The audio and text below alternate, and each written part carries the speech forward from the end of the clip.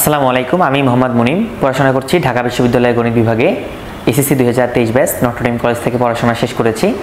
তো তোমরা আসলে যারা নটরডেম কলেজে নতুন ভর্তি হয়েছো কিংবা তোমরা নটরডেম কলেজে ভর্তি হওয়ার জন্য আগ্রহ প্রকাশ করতেছো, বিশেষ করে এসএসসি 25 ব্যাচ, তোমরা কিন্তু একটা কোশ্চেন করে থাকো খুব বেশি যে ভাইয়া নটরডেম কলেজে পড়াশোনা করলে কি আসলে কোনো কোচিং করতে হবে কিনা।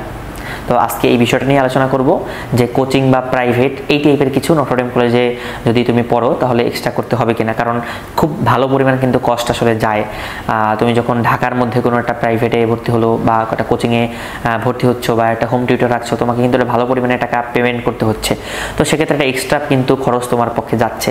তো অনেকে এটা চিন্তা করো যে আসলে ভাইয়া নটরডেম কলেজে যদি পড়ি তাহলে আমাকে এক্সট্রা পড়তে হবে কিনা, কারণ আমরা সচরাচর যেটা দেখি যে তুমি যদি যে কোনো একটা কলেজে পড়ো তাহলে দেখা যাবে তোমাকে সব সাবজেক্টেরই প্রাইভেট পড়তে হয়, বিশেষ করে সায়েন্সের ক্ষেত্রে কিন্তু, বা যারা কমার্স আর্টসে আসো ইংলিশ বাংলা অনেকেই পড়ে, আইসিটি কিন্তু অনেকেই পড়ে। দেখো, ফার্স্ট অফ অল আমি আমার লাইফের কথা বলছি যে তুমি যদি রেগুলারলি নটরডেম কলেজে একদম প্রথম দিন থেকে শেষ দিন পর্যন্ত রেগুলারলি ক্লাস করো, কোনো ক্লাস যদি মিস না দাও, তাহলে আমি বলবো ভাইয়া তোমার নটরডেম কলেজে যদি পড়াশোনা করো তাহলে আর কোনো প্রাইভেট বা কোনো এক্সট্রা কোচিংয়ে কিছুই দরকার নেই। কারণ নটরডেম কলেজে এমন না যে তোমাকে সিলেবাস বাকি রেখে বলবে যে এখন পরীক্ষা দাও। তুমি যতটুকু পড়ানো হবে তোমাকে ক্লাসে ঠিক ততটুকুই তোমার সিলেবাস, ঠিক ততটুকুই থেকেই তোমার পরীক্ষাটা হবে।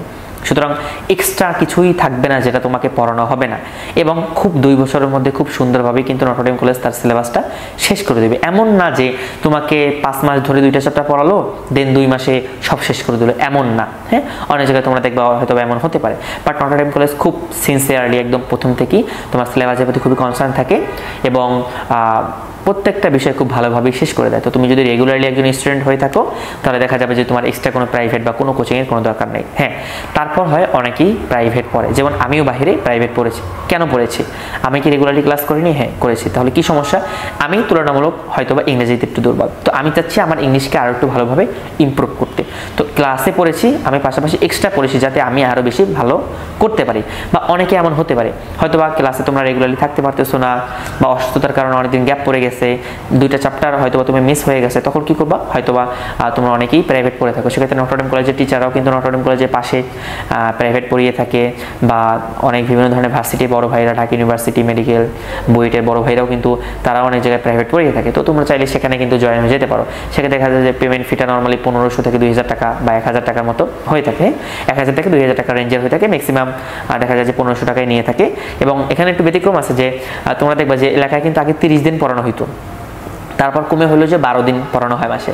কিন্তু ঢাকায় এসে দেখবা যে নটরডেম কলেজের আশেপাশে যে মাস 8 দিনে হয়, অর্থাৎ তোমাকে কিন্তু 8 দিনই ক্লাসটা শেষ করে দেয়। তো যাই হোক, এটা তো আসলে আমাদের আলোচনার বিষয় না। আমাদের আলোচনার বিষয় ছিল যে আসলে প্রাইভেট পড়তে হবে কিনা। তো যেটাই বলতেছিলাম, যদি রেগুলার একজন স্টুডেন্ট হয়ে থাকো তাহলে কিন্তু তোমাকে প্রাইভেট বা কোচিং করতে হবে না।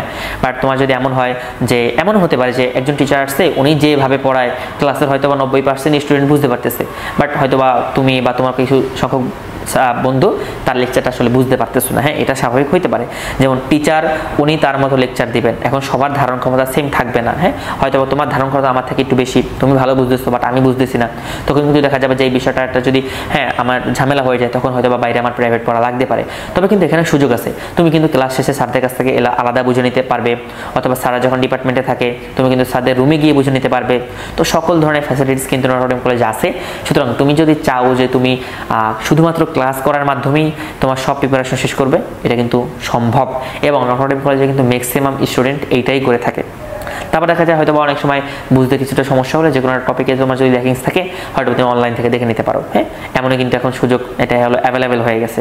তো এটাই ছিল। তুমি ভালো রেগুলার স্টুডেন্ট হলে আসলে কিন্তু প্রাইভেট পড়ার কোনো দরকার হয় না। বাট তুমি যদি চাও না আমি পড়বো, তাহলে এটা হলো তোমার উইশ।